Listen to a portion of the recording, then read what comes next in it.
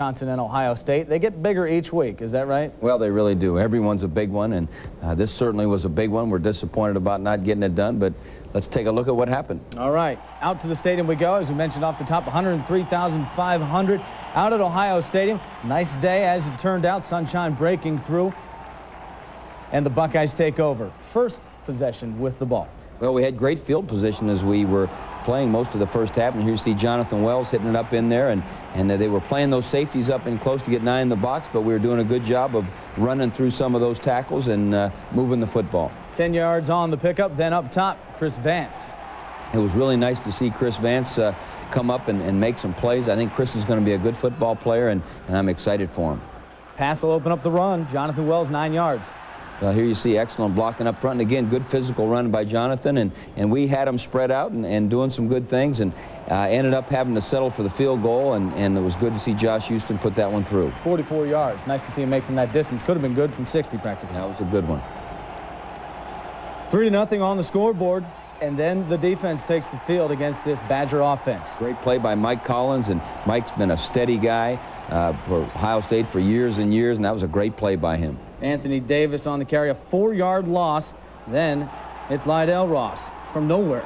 Well, I tell you what, old Lydell keeps his feet going, and I thought he was almost gone on that one, but you know, he is going to be an outstanding football player. 24 yards on the pickup, and then it's Steve Belisar showing that he can still get going. Well, this was a great decision. The routes weren't open, and he stepped up and put the ball away and got us our first down, and that's the type of decisions we need from the quarterback position. 17 yards on the pickup. And the give will be to Jonathan Wells here, down on the doorstep. Option coach. Yeah, it was a little bit of an option there, and I thought he was in, but a little bit close. But fortunately, on 4th down and 1, our guys wanted to go for it, and they got enough movement. And Steve kept driving his feet, and here we are in the end zone. Delayed call. Well, they had to be sure. They had to be sure, but that was good to see us get in. 4th and goal, big one. 10-0 Ohio State on top, and that was a decision time right there. Well, that's right, but we wanted to get down there and get 7 on the board, and here we come back. Nice throw, good pass protection. Michael Jenkins on the catch, and a first down conversion. That was as the quarter ended. 11 yards on that pickup. Back up top, 13 yards to Chris Vance. Again, good to see Chris there, and again, we had fine pass protection. I thought we threw the ball fairly effectively when we didn't have some miscues, whether they be protection ones or throwing ones. Here you see a nice play action over to Chris Vance, made a heck of a catch there, and again, Chris is going to come through and become a playmaker for us. 29 yards on the pickup, going up and over the defensive back, Lydell Ross. Again, those legs don't stop. I'll tell you what, he's a good hard runner, and it was great to see him out there breaking tackles. Takes it to the doorstep where he takes it in 3 yards away. Lydell Ross's 4th score of his young career. Well, it was good protection or good blocking up front there. Jesse Klein had a nice kick-out block, and Ben Hartsock was right there at the point of attack, and there we are up 17. Up 17 and getting some play from your defense.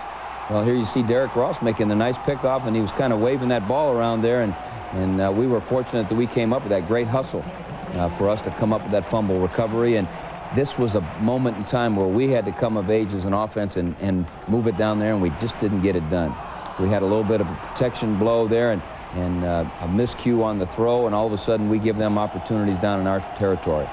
Great play, a one-handed pick there by that Badger defense, and a great sack by Donnie Nicky. Great sack, Donnie Nicky coming up the middle on the free safety blitz and pushing them back out of field goal range, and then we were held up. We had a little miscue on the punt snap. It was out to the right, and unfortunately Andy Groom couldn't take the mistake and turn it into a positive, and that was a real momentum changer. Absolutely, because the next play, Anthony Davis takes off. Well, the very next play, and you know, we need to make the hits, and we made that look too easy for him, and all of a sudden, instead of 17-0 and us going down the other direction to make it even more, we make the mistakes, make it 17-7, and they were a team that was going to come in here and fight for 60 minutes, and we didn't. We gave them opportunities to have hope.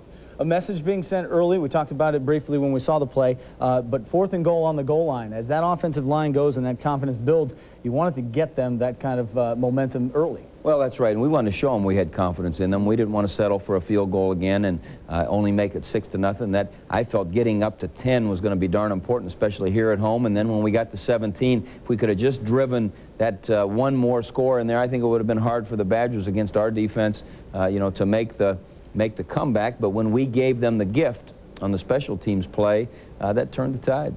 All right, we're going to go to the second half highlights up next on Buckeye Football Weekly. As far as the toss goes and the Buckeyes taking the field in the first half, offense put out there. And I know everybody kind of wants to get the defense out on the field, but when your defense came out after sitting for that first series, first of all, they had points behind them. They looked pretty hyped.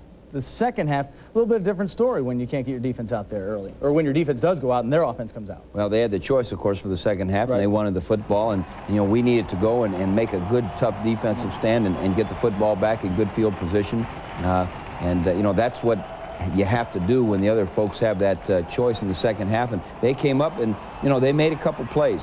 The number 3 there is the leading receiver in the nation as far as yards, Lee Evans, and he made a couple plays, and they moved the field position down in that direction. And here you go, they hit the slant off the blitz, and it was a great catch. It was a fingertip situation, and you know, they made the play, and all of a sudden now it's 17-14. Nick Davis went 42 yards on that play. Steve Belisari stepping up in the pocket. Well, this was, again, you know, mistakes are going to kill you. We're going to be out to the plus or minus 47, and unfortunately we had a holding call, and we got a problem there. But we came back and completed one there to Michael Jenkins, and we're starting to move the football a little bit. Belisari under center again, and back to pass again. Well, you know, he's stepping up there, and you know, again, good decision on his part and moving the football out past the 50-yard line. 10 yards on the play there, but the Badger offense takes over, and it's Anthony Davis this time. 2 yards and a big hit by Mike Doss. That was a heck of a hit out of the secondary by Michael. That's a good little running back, and he played with a little bit of an injury, and you know, he didn't play last week against Indiana, and he's a good one. Here you see him. They're getting plenty of time to throw the football, and they threw it up, and you know, the kid made a great play, and again, that's why he's leading the nation in receiving yards. 30 yards there on that Lee Evans catch. But the defense holds for another field goal. Well, they really did, and you know, they made him kick it through, and they're trying to climb back in there with 3-pointers, and now it's a tie football game. 17 apiece at Ohio Stadium. Belisari once again.